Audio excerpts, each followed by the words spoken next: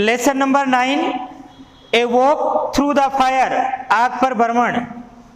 The other evenings, एक शाम को, I was sorting out the contents of the Trunks in the loft when I came across an old pair of the khaki drill slacks, a souvenir of my army days in India.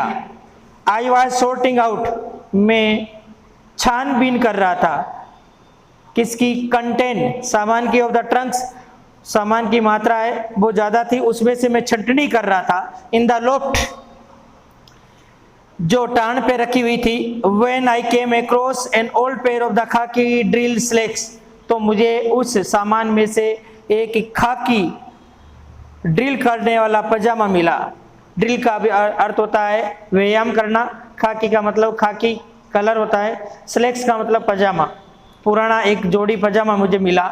The souvenir of my army days in India, वो पजामा कब का था, जब मैं India में army में तैनात था।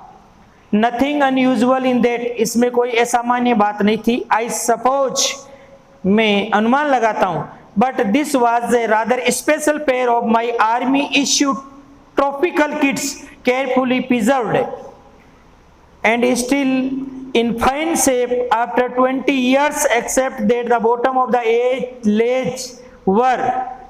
legs were badly burned। मेरा अनुमान है कि ये विशेष आर्मी में ट्रॉपिकल किट्स उपलब्ध करवाया जाता था और उसको मैंने संभाल के रखा हुआ था। अभी भी वो जो पजामा है वो अच्छे आकार प्रकार में था, 20 वर्षों के बावजूद भी। केवल नीचे की मोरी या बॉटम है, वहां से क्या आता है, थोड़ा सा बुरी तरह जला हुआ था। Almost as though someone had deliberately held them aloft over a fire, ऐसा लग रहा है किसी ने जानबूझकर, डिलिबर्टी जानबूझकर उनको आग के ऊपर पकड़ के रखा हुआ हो जिससे वो बुरी तरह जल गया हो। इनफैक्ट दैट वाज, और ये सही भी है, ऐसा वो था जैसा, near enough what had happened to them, लेकिन ये कैसे जला, ये पजामा, ये घटना कैसे घटित हुई। It was in early part of the 1947, 1947 के शुरुआत का समय था। When I found myself stand at a saper camp at the small place called Begumpet in Hyderabad state, मैंने अपने आप को पाया एक सेपर कैंप में पाया। सेना का एक इंजीनियर कैंप होता है, उसको सेपर कैंप कहते हैं। स्मॉल प्लेस, एक छोटा सा स्थान था, कॉल्ड बेगमपेट, जिसका नाम बेगमपेट था। बेगमपेट कहाँ था, इन हैदराबाद स्टेट में था। And one evening I was driving back to the camp after a visit to nearby town of the Secunderabad. एक दिन मैं गाड़ी से वापस लौट रहा था और मैंने पास ही सिकंदराबाद गया था, वहां से वापस लौट रहा था। Where I had a delightful meal, मैंने वहां भोजन लिया था at a Chinese restaurant, Chinese restaurant में भोजन लिया था। I was at peace with the world, और मैं बिल्कुल शांत अवस्था में था। I had reached a point, मैं एक ऐसे पॉइंट पे पहुंचा था, बिंदु पे पहुंचा, where the road such as it was, जैसी रोड थी डिवाइडेड, वहां जाके रोड बंट गई थी। And as I was swinging in the left hand fork, और मैं झूलता हुआ लेफ्ट हैंड की तरफ मुड़ा, एक रास्ते की तरफ मुड़ा। फोर्क आता था जहाँ दो सड़कें हो गई थी, उसमें से एक सड़क को मैंने चुना। टुवर्ड्स द कैंप, जो कैंप की तरफ जा रही थी। I caught a glimpse of something, और मेरी नजर है या मेरी आंखों ने एक ग्लिम्स, एक झलक को पकड़ा, अर्थात मुझे एक झलक दिखाई दी ऑफ समथिंग, किसी चीज की। In the headlight over on the right hand fork, जो मैं मुड़ा था तो गाड़ी की रोशनी में मुझे एक झलक दिखाई दी। This was a little more than a cart track, जिस रास्ते को मैंने चुना था वो बैलगाड़ी के रास्ते से ज्यादा बड़ा नहीं था। विच लीड, जो अग्रसर हो रहा था, to a small village called Firozguda, और जो क्या था फिरोजगुड़ा की तरफ अग्रसर हो रहा था। आई स्टॉप्ड, मैं रुका, मैंने ट्रक को रोका। एंड रिवर्स्ड इट बैक, मैंने ट्रक को वापस पीछे लिया। अलोंग द रोड, सड़क के साथ साथ लंबाई में पीछे लिया। Until the headlight shone close to where something had first attract my attention। वहां तक मैंने पीछे गाड़ी को लिया था जहां तक गाड़ी की रोशनी में वो चीजें मुझे वापस नहीं दिखाई दी जिन्होंने मुझे पहली बार मेरे ध्यान को आकर्षित किया। And I was just in time to see shadowy figure disappearing. जब मैंने देखा तो वो समय जो आकृतियां थी छाया नुमा वो धीरे धीरे गायब हो रही थी। Like a made cross the rug ground, धीरे धीरे वहां से गायब हो रही थी जैसे खुदरे मैदानों से। वो एवर देवर वहां कौन थे? They were obviously intent on putting as much as distance between themselves and me. जो भी वो थे वो मेरे से जल्दी दूरी बनाए रखना चाहते थे। As they could in the shortest time, जितना जल्दी हो सके वो मेरे से दूर होना चाहते थे। सो आई लेट देम, मैंने उनको ऐसा करने दिया।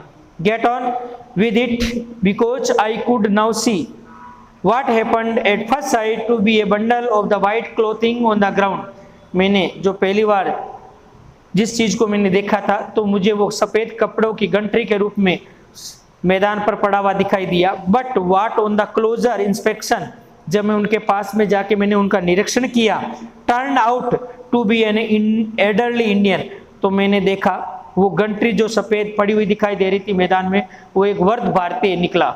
He was lying quite still, वो पड़ा हुआ था, शांति से पड़ा हुआ था। I feared the worst, मुझे गलत होने का ज़्यादा डर था कि इसको बहुत ज़्यादा चोटें आई होगी। But as I knelt down beside him, जब मैं घुटनों के बल बैठा, he opened his eyes, उन्होंने अपनी आंखें खोली। His face was covered with blood, उसका चेहरा खून से लथपथ था। And it was obvious that someone had been doing a pretty thorough job of the putting the boot into him। ऐसा लग रहा है किसी व्यक्ति ने अपने जूतों से उसको ठोकर मारी होगी। Not for the first time in my life I then wished, मैंने जीवन में पहली बार ऐसा नहीं किया, मैंने अपनी इच्छा प्रकट नहीं की, that I was a good soldier, कि मैं एक अच्छा सिपाही था। Who always carried his field dressing kit in the specially provided pocket on his slacks instead of the usual tin of the cigarette, but not being a good soldier। मैंने कभी पहली बार ऐसा नहीं सोचा कि मैं एक अच्छा सिपाही बनूं। अच्छा सिपाही है अब वो अपने पजामे में सेना के द्वारा प्रदान की गई पजामे की जेब में एक ड्रेसिंग किट ले जाना होता था, लेकिन इसकी बजाय मैं सिगरेट का पैकेट रखता था।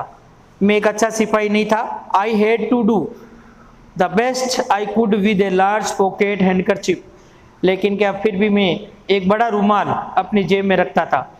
And when I had manage to clear the blood from the his face, जब मैंने मेरा रुमाल निकाला और उस लथपथ चेहरे को के खून को मैंने साफ किया, आई कुड सी, तब मैं देख सका, that he was Indeed a very old Indian, मुझे लगा था वो एक बहुत ज़्यादा वृद्ध व्यक्ति था।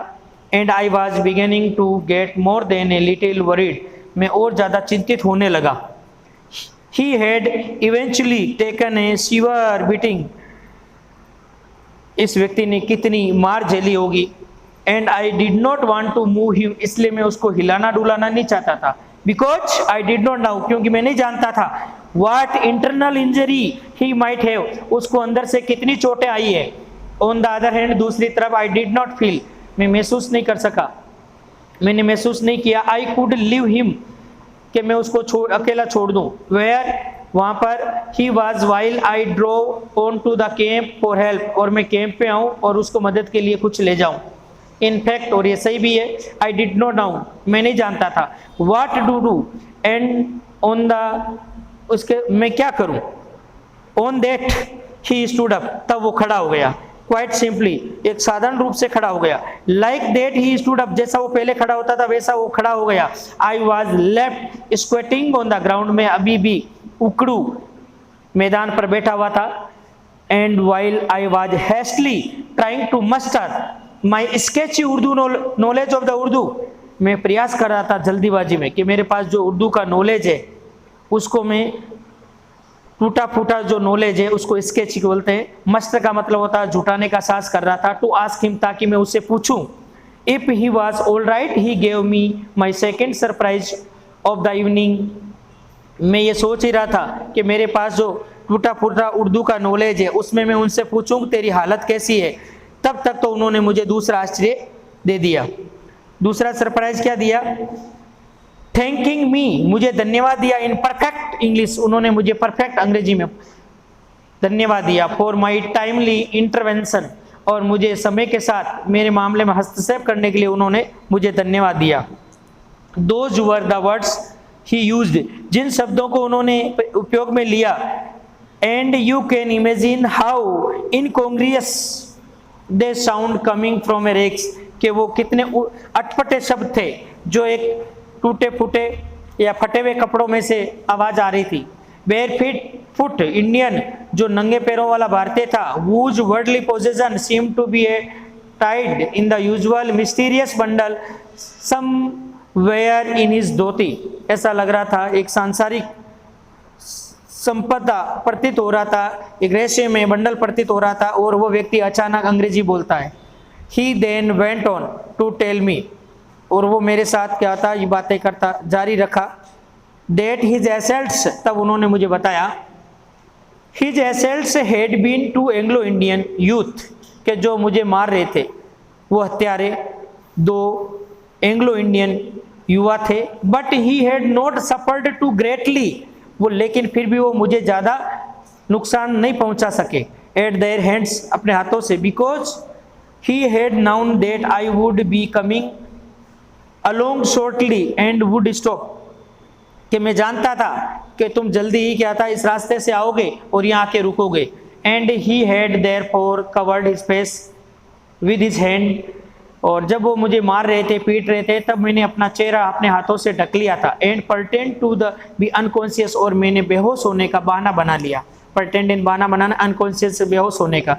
व्हेन आई आस्क्ड हिम, जब मैंने उनसे पूछा why the two youth had beaten him up, कि वो युवा तुम्हें क्यों पीट रहे थे, तो he brushed my question aside, तो मेरे क्वेश्चन को उन्होंने टाल दिया। So I did not press the point, इसलिए मैंने भी उस पर बिंदु पर ज़्यादा जोर नहीं दिया। आई देन आस्क्ड हिम, तब मैंने उनसे पूछा how he had known that I would come to his rescue, आपको कैसे पता लगा या आप कैसे जानते थे कि मैं यहाँ तुम्हारी मदद करने के लिए आऊँगा। But the only reply I got to this question was, लेकिन उन्होंने मेरे क्वेश्चन का जवाब इस तरह से दिया। Some things are known to all, कुछ ऐसी चीजें बातें होती है जिसको सब लोग जानते हैं साहिब। Other to only a few, और कुछ ऐसी चीजें होती है जिसको केवल कुछ ही लोग जानते हैं। और the word to that impact, और इन शब्दों ने उनके ऊपर प्रभाव डाला। I was trying to work out a tactful way of the asking him, मैं प्रयास ही कर रहा था कि इसको किस तरह से क्वेश्चन पूछूं। How he came by his excellent knowledge of the English, मैं उनसे ये पूछना चाह रहा था कि तुम्हें अंग्रेजी का इतना नॉलेज कैसे है। व्हेन ही स्टॉप्ड, बीच में उन्होंने मुझे रोक दिया। He stopped me in my track, बीच में ही मेरी बात को उन्होंने काट दिया। बाई रिमार्किंग, ये टिप्पणी करते हुए, how the body is covered is of no importance, शरीर पर किस तरह के कपड़े पहने हुए हैं ये महत्वपूर्ण नहीं है। Compared with how the mind behave, तुलना उसकी होनी चाहिए कि उसका दिमाग कैसे काम करता है। Most of this conversation was going on, अधिकतर बातचीत चल ही रही थी। गो ऑन का अर्थ होता जारी रहना, कन्वर्सेशन का अर्थ होता बातचीत या वार्तालाप। While I was giving him a lift in the truck, मैंने उसको क्या था अपने ट्रक में बिठाया। I had manage to get a straight answer out of him when I asked him where he was headed for, मैंने उसे सीधा क्वेश्चन पूछा कि तुम कहाँ जा रहे हो।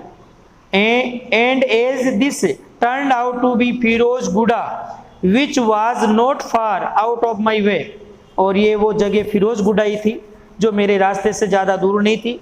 आई had invited him to hop in and travel in the comparative comfort at the expense of the British Army, और मैंने मेरी ट्रक में उनको सवारी करने का निमंत्रण दे दिया, जो कि सेना के खर्चे पर यात्रा का आनंद ले रहे थे। We soon reached his destination, हम अपने गंतव्य स्थान पर पहुंचे शीघ्र ही। Whereupon he thanked me once again, उन्होंने मुझे दोबारा धन्यवाद दिया। एंड सेड कहा that he would return my handkerchief after it had been clean, कि मैं आपके रुमाल को लौटा दूंगा जब मैं इसको साफ कर दूंगा। नेक्स्ट टाइम वी मेट, जब हम अगली बार मिलेंगे तो तेरा रुमाल साफ करके लौटा दूंगा, ये वृद्ध व्यक्ति ने उसे कहा। I was about to ask him, मैं उससे पूछने वाला ही था कि how he propose to arrange next meeting, कि हमारी अगली मीटिंग कब होगी, कैसे आयोजित होगी। When he did not even know who I was or which part of the hung shepherd camp I was in, वह नहीं जानता होगा मेरे बारे में, मैं कौन हूँ, मैं इतने बड़े कैंप में कहाँ रहता हूँ। हंग का मतलब विशाल, शेफर कैंप का मतलब इंजीनियरिंग का जो कैंप था सेना का।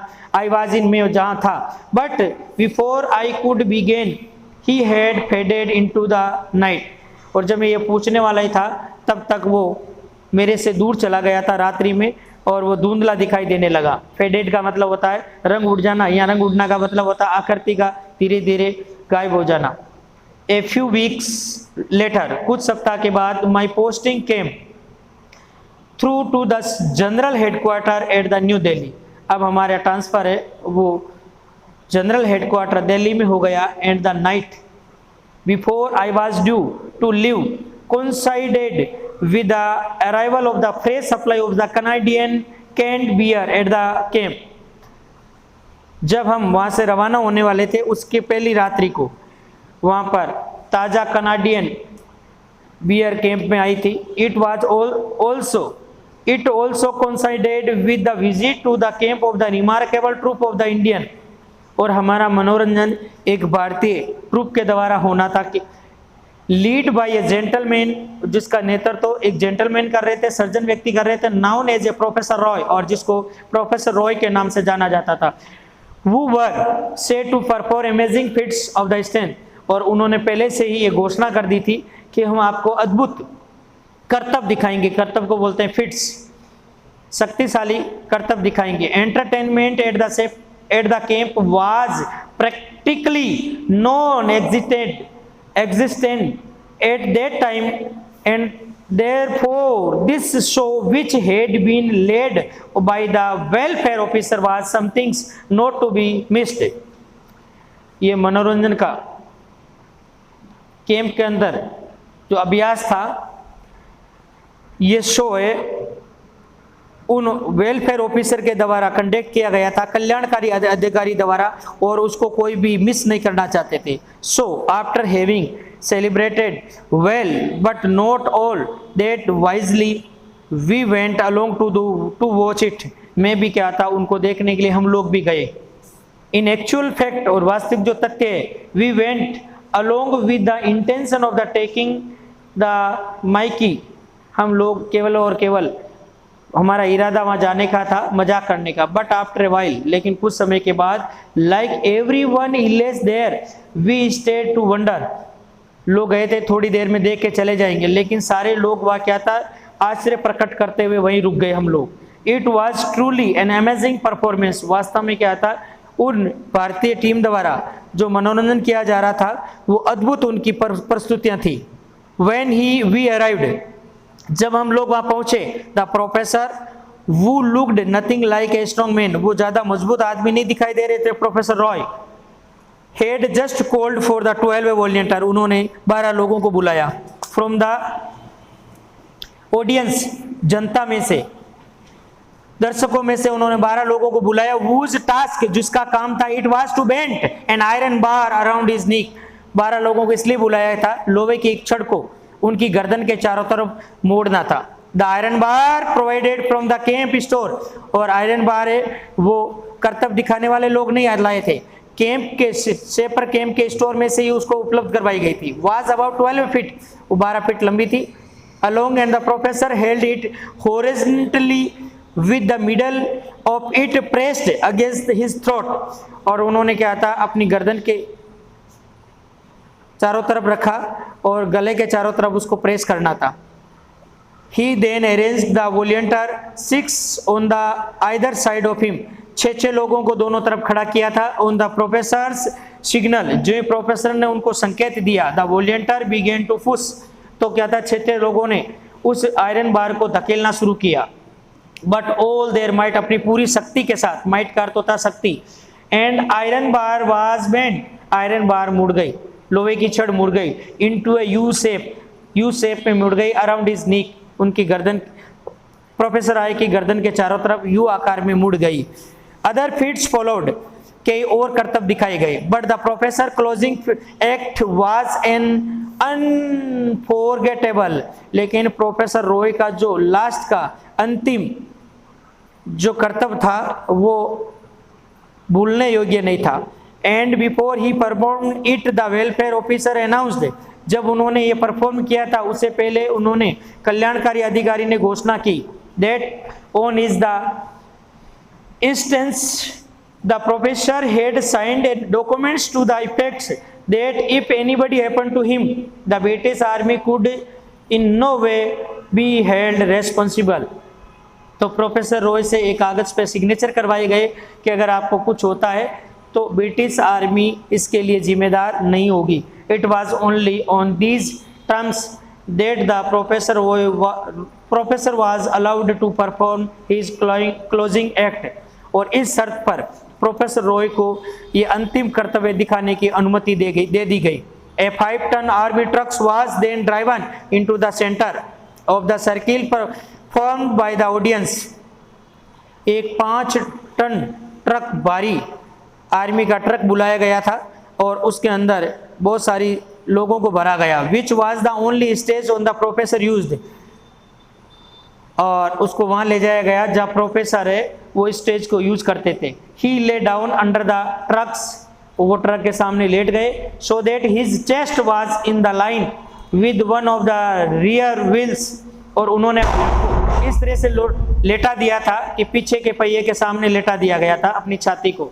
And old railway sleeper was placed, जो रेलवे पटरी के बीच आने वाली जो स्लीपर होती है उसको इस तरह से रखा गया। Alongside his chest to form a crude ramped up, ताकि पहिया है उनकी छाती के ऊपर से गुजर जाए। Which the truck could be driven, और ट्रक को वहां से क्या था, चलाया गया। The truck was then driven quickly forward so that the rear wheels went up the railway sleepers and crossed the professor chest। जो ट्रक को आगे बढ़ाया गया, शीघ्र ही ट्रक का पीछे का पहिया है वो रेलवे स्लीपर के ऊपर से होता हुआ प्रोफेसर रॉय के छाती से गुजर गया। एज ए सिंपल, ऐसे गुजर गया। एज क्रूड एज दैट, जैसे कि कोई साधारण बात हो। The back of the truck incidentally contained as many men as could possibly crowded into it, और ट्रक में इतने आदमी भरे गए थे जितने भरे जा सकते थे। Thank you.